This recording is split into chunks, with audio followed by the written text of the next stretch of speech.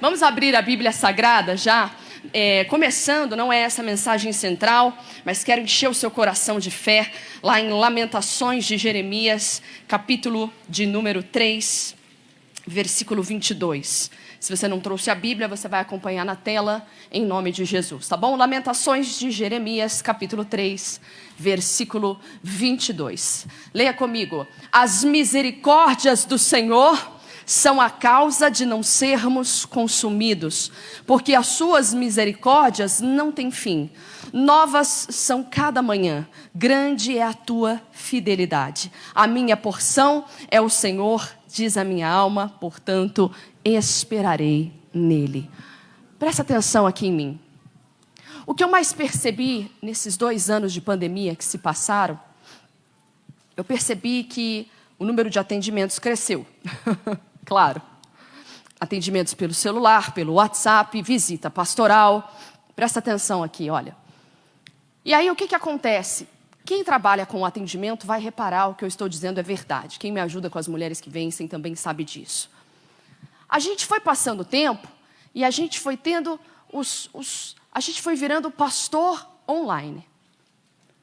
Então a gente atende várias pessoas de inúmeras congregações, não só aqui da nossa igreja. E nós estamos ali, de fato, para isso, não é? Nós estamos ali para dar esse suporte espiritual às mulheres, não é? Mas nós percebemos que as pessoas foram deixando de congregar. Ah, pastora, mas era a pandemia. É verdade, você tem toda a razão. Mas você precisava sair de casa por muitos outros motivos, não é? E aí eu comecei a atender algumas pessoas, e eu atendi até uma pessoa recentemente. Eu falei assim, irmã, a senhora tem ido à igreja? Porque isso é um mandamento de Jesus. Jesus disse, não abandoneis a vossa congregação. O que é congregação? É igreja. Ah, pastora, mas a igreja é o povo. Ah, falou bem. A igreja é não é você sozinho no teu quarto. Estou errada, pessoal? A igreja é onde estivessem 2 ou mais reunidos no nome dele. Igreja é um conjunto de... Ah, que bom. É isso aí, você é uma moça inteligente. Então, a igreja sou eu. Não, é você e mais um monte de gente. Pessoas fazem a igreja. Então, eu não estou dando aqui um sermão e uma bronca porque você não tem vindo à igreja. Não é isso a palavra. Mas voltando no atendimento que eu fiz, eu falei, a senhora tem ido à igreja? E aí ela falou assim, pastora, eu estou muito decepcionada com os pastores. Eu falei, pode ser, né? A gente não é perfeito, né? Deus que cuida da gente com misericórdia, né? Às vezes é uma palavrinha errada que o pastor fala, eu já chateio o coração de um irmão, né? A gente tem que realmente tomar esse cuidado, tem que andar sempre em espírito, né?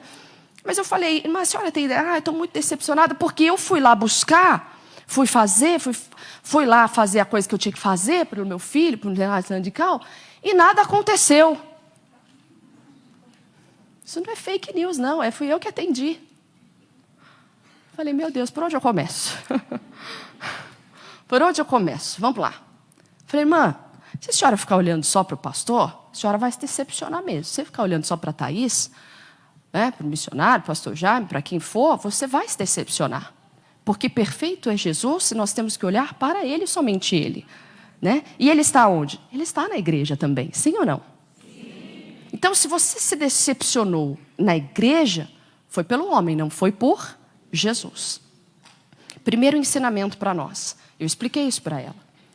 E eu falei assim, e além de você olhar só para Jesus, eu falei isso na live dos 42 dias. Quem sabe viu que eu falei isso. Falei, hoje o pessoal quer chegar na igreja e quer receber na igreja uma receita de bolo para como ser abençoado. Estou errada, pessoal? O pessoal quer chegar e falar, pastor, eu estou com uma luta tremenda, sabe? E preciso de uma ajuda e eu não sei o que fazer. O que eu faço para ser abençoado?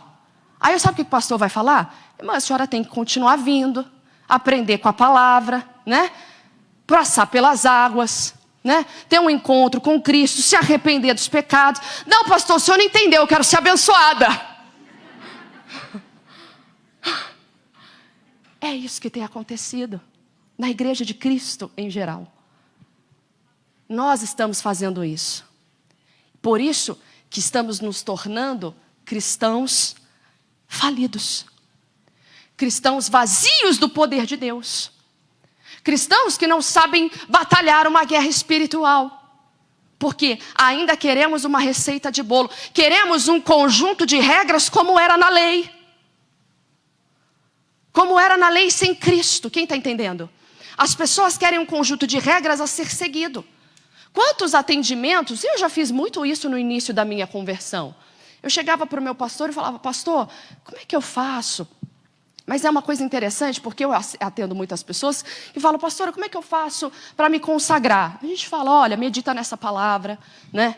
Se separa das coisas do mundo, pensa nas coisas do alto, enfim, a gente vai dando versículo, né? E a pessoa insiste em falar assim, pastor, eu já fiz de tudo.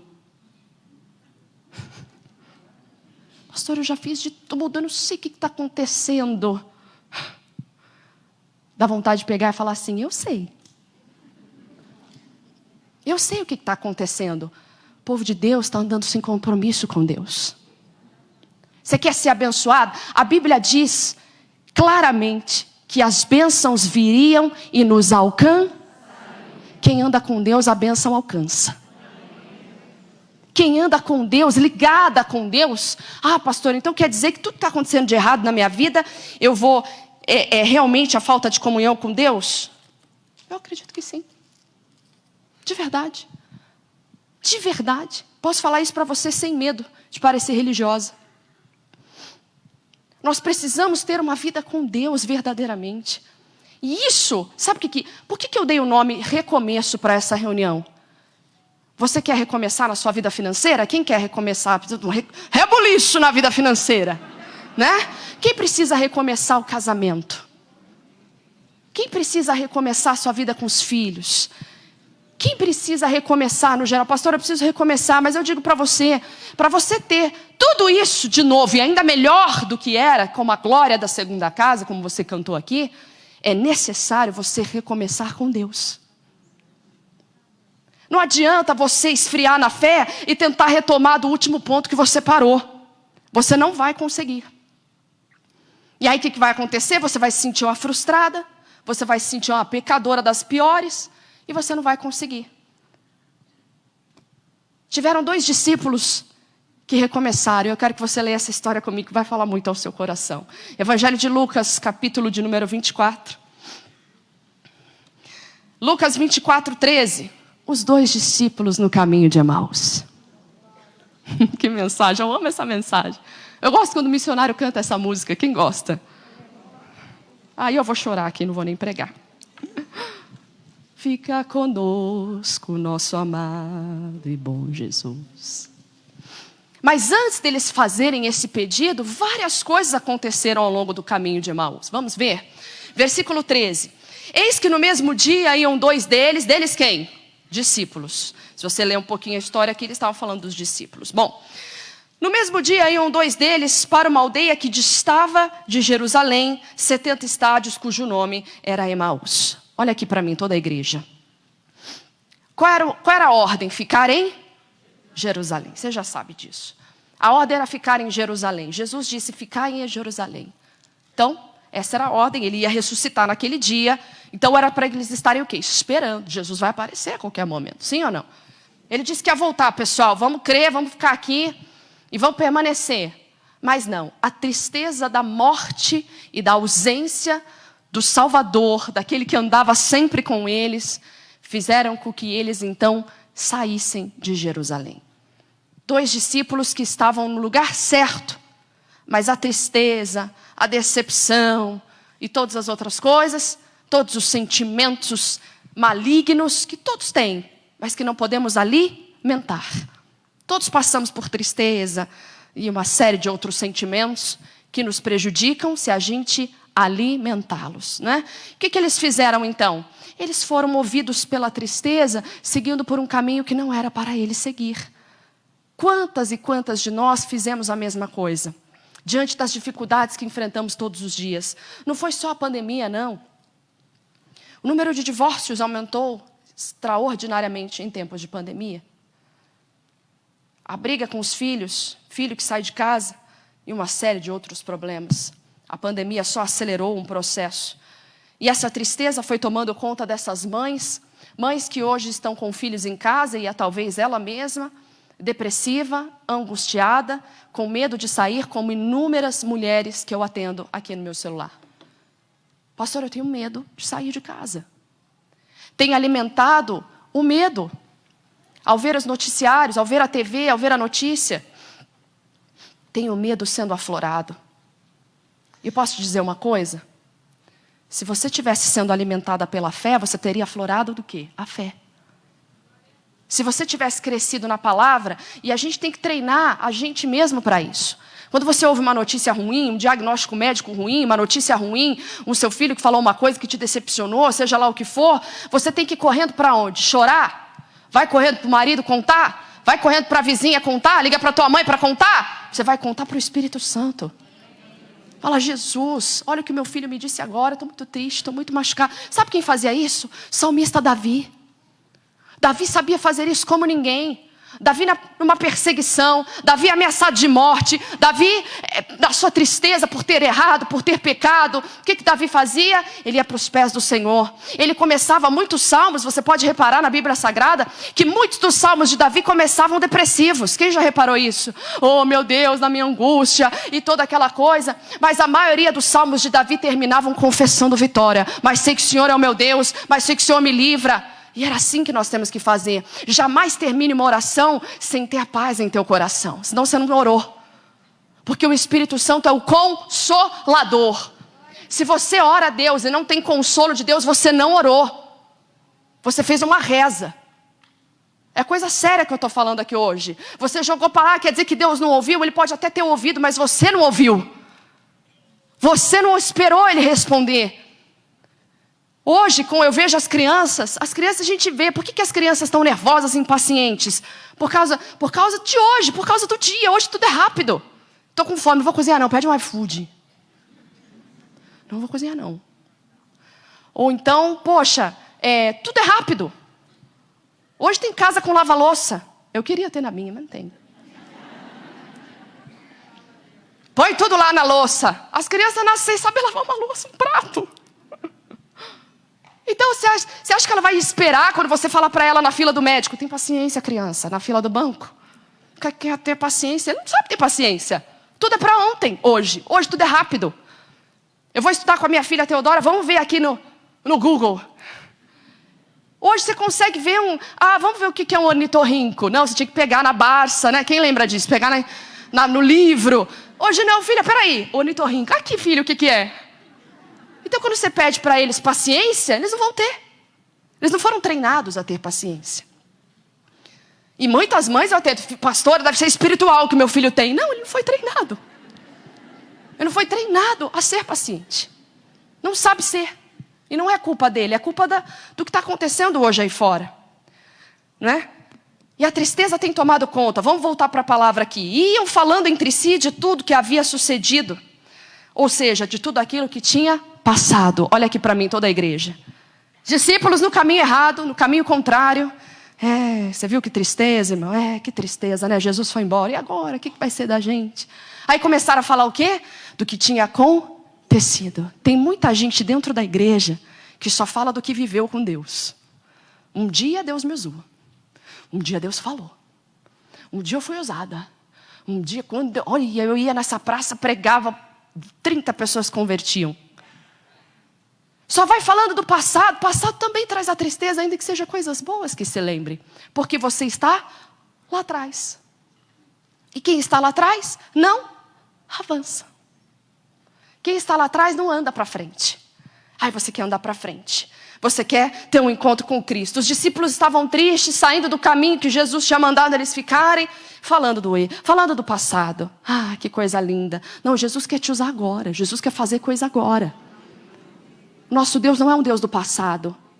Ele é um Deus que sabe o futuro, mas Ele é um Deus que quer te abençoar agora, no presente. Ele quer que você saiba confiar nele. Você sabe que ficar só olhando para o presente é difícil? É difícil, minha irmã, pode reparar. Duvido que você passe 24 horas você pensando no que você vai fazer amanhã. Pastora, a senhora também não, né? É verdade. Né? A gente pensa no que vai fazer amanhã, mas tem gente que sofre, tem angústia por isso. Tem gente que já te ligou em outubro para falar onde você vai passar o Natal. Estou errada? Pastora, minha mãe é assim. Minha mãe já me ligou em setembro. O que você vai fazer? Vamos sortear um amigo secreto. Meu Deus. Quando fala isso pra mim, eu falo, meu Deus do céu. Minha família em casa está assistindo. Eu amo vocês, viu? Não tem nada contra. É que gera muita expectativa, né? Eu não gosto que nada gera muita expectativa. Voltando aqui para a palavra. Estavam tristes, agora voltando aqui, falando só do passado. Não era isso que Jesus nos chamou para fazer. Aconteceu que, indo eles falando entre si, e fazendo perguntas um ao outro, o mesmo Jesus se aproximou e ia com eles. Olha aqui para mim, toda a igreja. Jesus já ressurreto. Jesus já estava ressurreto. Ele já tinha morrido e ressuscitado e estava ali no meio deles. E eles iam falando, você viu o que Jesus fez? Perguntando, mas não era hoje? E agora? Era hoje. Você vai questionando a Deus, mas você está longe do caminho que você deveria estar. Você questiona a Deus porque a bênção não vem até a sua casa, porque o seu filho não é alcançado, porque seu marido não é transformado, mas você está longe do caminho que Deus mandou você ficar. Você está longe, muito longe. Você está movida pela tristeza, pela mágoa, pela angústia. Você vai se afastando de Deus sem nem perceber. Você ainda acha que você é aquela coitadinha que Deus vai olhar e vai dizer, coitada, ela tá indo embora, né? Meu Deus, e agora? Não. Nós temos que voltar para a palavra, mas Jesus é maravilhoso. Jesus foi ao encontro dele. Jesus vai ao nosso encontro. E olha aqui para mim, Jesus vai ao nosso encontro. E você vai ver mais à frente que os olhos deles foram abertos. E você vai ver quando que foram abertos. Olha aqui, Mas os olhos deles estavam como que fechados para que não o conhecessem. Nossos olhos muitas vezes ficam fechados. Nós não entendemos o que Deus está falando conosco. Você vai à igreja, você congrega, você escuta a palavra, você faz tantas coisas, mas você não ouve o básico. Não é essa a lição ainda. E ele lhes disse, que palavras são essas que caminhando trocais entre vós? E por que estáis tristes? Olha aqui para mim, Jesus dando uma lição para nós. Jesus estava ressurreto, o rei vive. Ele estava lá. Daquele momento em diante só havia um motivo de alegria. Mas eles estavam tristes. E Jesus então se aproxima e fala, o que vocês estão falando?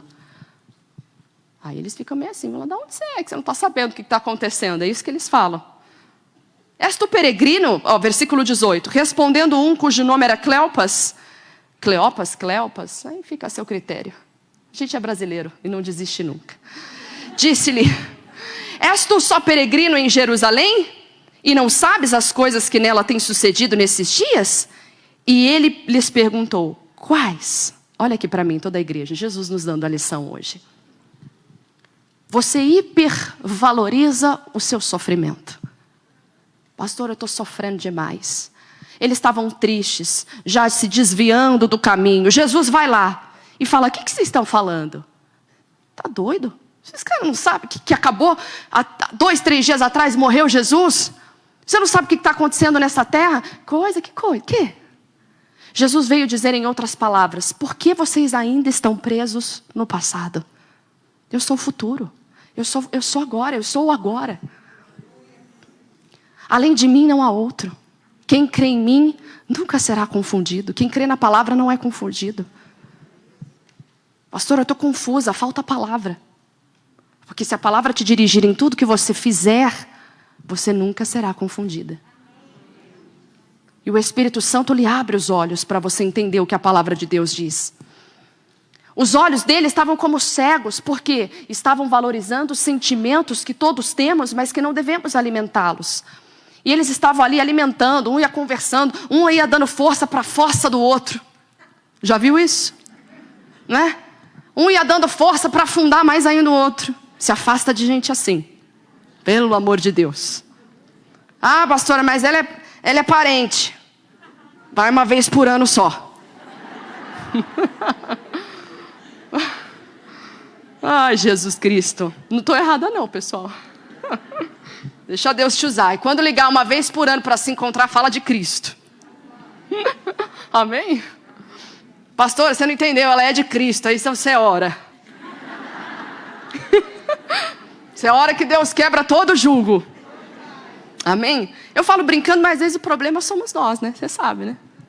Às vezes a gente fala da vizinha, fala do parente, fala... Né? Mas quando vê, todo mundo está falando é da gente. Você fala, ai, fulano é antipática, fulano é isso. Mas, na verdade, falam isso da gente.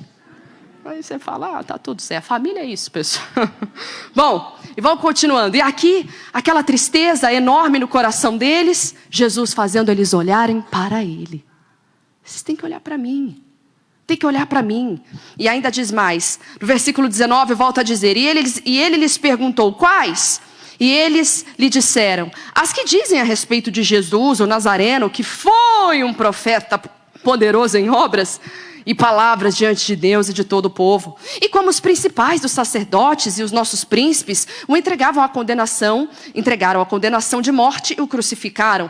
E nós esperávamos que fosse ele o que remisse Israel. Mas agora, com tudo isso, e já hoje o terceiro dia, desde que essas coisas aconteceram, é verdade que também algumas mulheres dentre nós nos maravilharam, as quais de madrugada foram ao sepulcro e não achando o seu corpo, voltaram, dizendo que também tinham visto uma visão de anjos, que dizem que ele vive.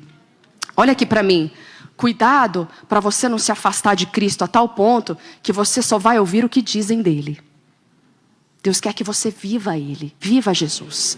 Deus quer que você viva Jesus. E o que é viver Jesus? É viver a transformação em você primeiro, a transformação no seu interior e, consequentemente, a transformação no seu lar, na sua casa, na sua família. Minha irmã, não adianta você querer ser transformação na sua casa se você mesma ainda não foi transformada. Deus quer trabalhar com você primeiro, filha. Você não tem paciência. Você não tem paciência com você mesmo, né? Então, Jesus estava mostrando que ele tinha toda a paciência do mundo ali com eles, né? E eles estavam então falando, era hoje, né? Era hoje, mas e agora? O que a gente vai fazer? Vamos avançar aqui. E alguns dos que estavam conosco, já falei aqui, versículo 21. E ele lhes disse, ó nécios e tardos de coração, para crer tudo que os profetas disseram, porventura não convinha que o Cristo padecesse essas coisas e entrasse na tua glória? Olha aqui para mim, eles ainda não tinham reconhecido que era Cristo ali, mas Cristo estava fazendo o papel da igreja, que é lutar contra tudo que vem contrário à palavra. O que está acontecendo são os cristãos aceitando o que o mundo tem tentado enfiar goela abaixo na gente.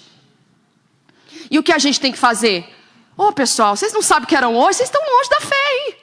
Vocês não sabem o que era hoje, era tudo isso que Jesus... Vocês não lembravam que Jesus ia ter que morrer na cruz, que ele ia ter que passar por tudo que ele passou? Vocês se esqueceram? Vocês se esqueceram? É o que eu estou fazendo aqui hoje com você. Você se esqueceu da promessa que Deus te deu? Você se esqueceu da promessa que ele deu para você e para sua família? Mas não, sentimentos contrários, situações que você viveu te afastaram ainda mais. Mas ainda não terminou.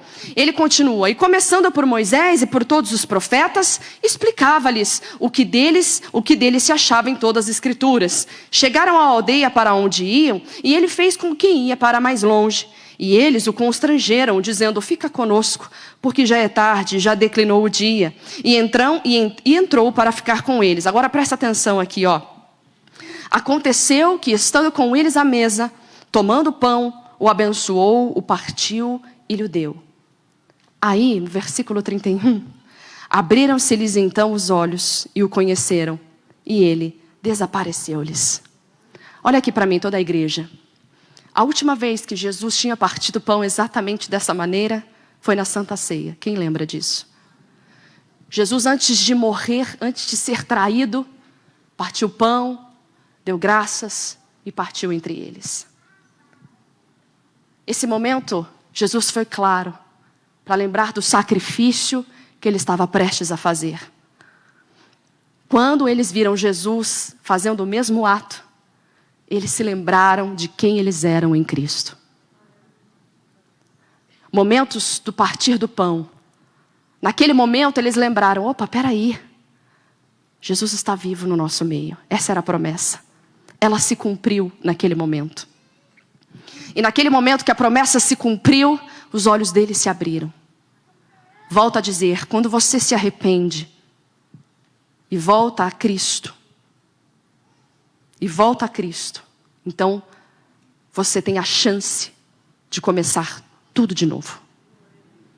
Aqui, o que eles fizeram assim que os olhos se abriram? Para terminar, versículo de número 32. E disseram um para o outro: porventura não ardia em nós o nosso coração, quando pelo caminho nos falava e quando nos abria as escrituras?